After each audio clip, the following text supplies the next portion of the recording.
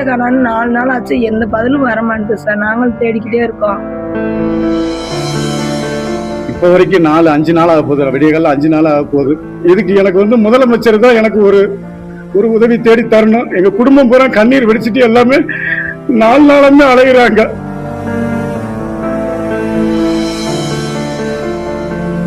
இந்த 4 நாளா புட்டச்சு பாக்குறேன் என்னால ஒண்ணும் சொல்ல முடியல. நாங்களும் அலைகிறோம், பசியும் பட்டுமா சாப்பிடல. என் முன்னாடி என் பிள்ளை, என் குடும்பம் எல்லாம், என் ஃபேமிலி பூரா இருக்கு. எங்க போயிருக்கு என்னன்னு தெரியல சார். பொண்ணுகிட்ட 9th முடிச்சுட்டு 1 மாசம் லீவுக்கு வேலைக்கு போக சொன்னேன் சார். இந்த வேலைக்கு போக சொன்னது 24ஆம் தேதியோட டேட்டு முடிஞ்சிச்சு சார். 25ஆம் தேதி சம்பளம் வாங்க அமுச்சு விட்ட பிள்ளைய வேலைக்கு கடைக்கு போகலன்னு ஆளை காணாங்க சார். திருப்பி கடையிலேருந்து ஃபோன் வரவும் நாங்களும் வெளியே ராவணும் சார். திருப்பி கம்ப்ளைண்ட் கொடுத்தோம், எந்த ஆக்ஷனும் எடுக்கல சார். பிள்ளைய காணோன்னு 4 நாள் ஆச்சு, எந்த பதிலும் வர மாட்டேங்குது சார். நாங்களும் தேடிக்கிட்டே இருக்கோம். போலீஸு எதுவுமே கேட்டதுக்கு பார்க்குறோம்னு மட்டும் சொல்கிறாங்க சார். எந்த ஆக்ஷனும் எடுக்க மாட்டாங்க சார். வயசு 14 வயசு தான் சார் ஆகுது. 14 வயசு ஆகுது. எந்த இது இல்லாமல் நாங்கள் கண்டுபிடிக்க மாட்டேறாங்க சார். நாங்களும் வெளியே ராகிறோம், பிள்ளை கிடைக்க மாட்டேங்குது சார். கொஞ்சம் எவ்வளோ சீக்கிரமா எங்களுக்கு பிள்ளைய கண்டுபிடிச்சு கொடுக்குறீங்களோ அவ்வளோ இது நன்றி சார். எனக்கு ஒரு பையன் ஒன்று, ஒரு பொண்ணு ஒன்று கூடி இருக்குங்க. பாப்பா வந்து 9ஆவது கிளாஸ் முடிச்சு லீவு டயத்தில் ஒரு கோல்டு கவரிங் கடைக்கு, பாண்டியன் கடைன்னு உனக்கு கவரிங் கடைக்கு அமுச்சு விட்டுருந்தேன். அது வந்து 24ஆம் தேதி வேலை முடிஞ்சிருச்சு. சரி 25ஆம் தேதி போகணும், எங்கள் அம்மா தலை சீவி அமுச்சு விட்டுருச்சு.